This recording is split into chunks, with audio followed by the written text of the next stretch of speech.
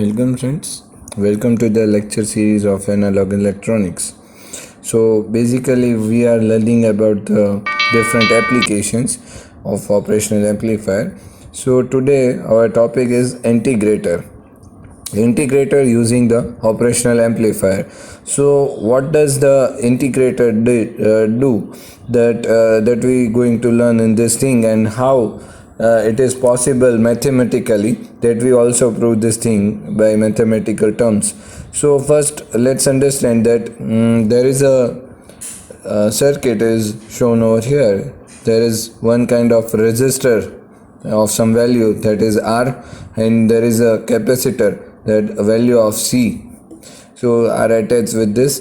But here you can see a change, that is capacitor is attached in the place of this feedback. Wherever the feedback resistance is placed, at that place we have placed the capacitor. So what does this do? Let's understand. A circuit that performs integrations, see, simple integration is being performed in this thing, but how, that we need to learn. So integration of what?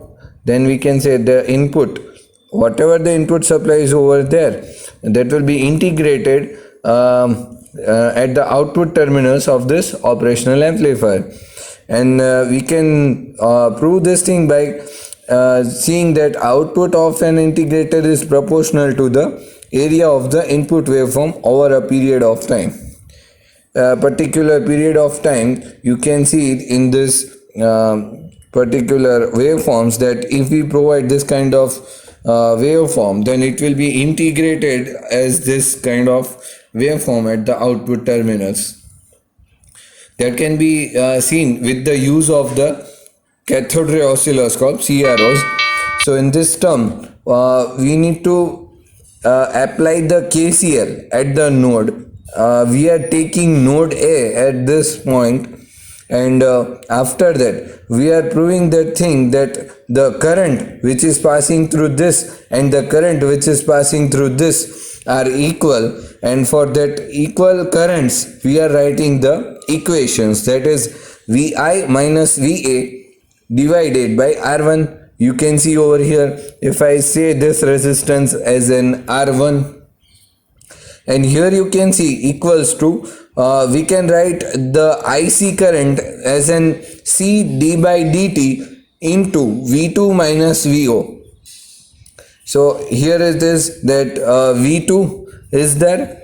The V2 voltages are nothing but the voltages at this terminal that is being so V2 is over here. This one is called as the V2, and we are taking this as an VA node also, and this one is called as the V1 voltages. Then V2 minus VO, that is over here, V2 minus VO divided by V2 minus VO is taken with this C into d by dt V2 minus VO. So the differential voltages are over here, we can see. But this term is basically from this equation, that is IC equals to C dVc by dt. Now VC voltages can be identified by this subtraction of V2 minus VO. So we will get this minus VO, as we know that the V2 is nothing but the V2 is at the 0 due to the virtual ground concept. From this virtual ground concept, we can see that VI divided by R1 equals to C d by dt into minus VO.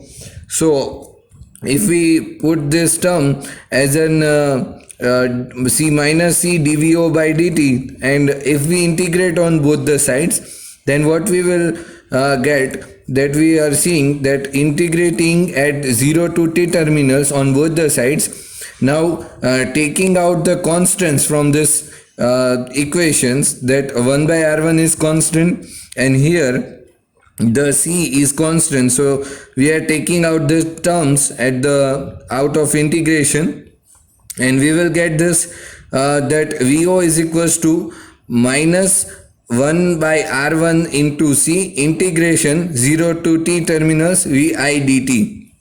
As this equation is as it is, we have not changed anything in this, and we have made the subject as an output voltage. So we will get this kind of equation at the output terminals. So this is possible for an ideal integrator.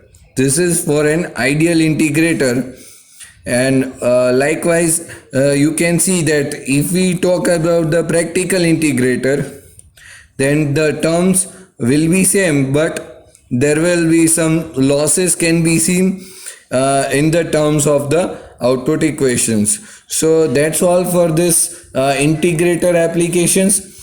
I hope all of you get this terms what we have discussed up till, and this kind of applications can be used into the different mathematical calculations of we can say that calculators and different applications which are related to the signals, and whatever some kind of mathematical operations can be done with this particular applications.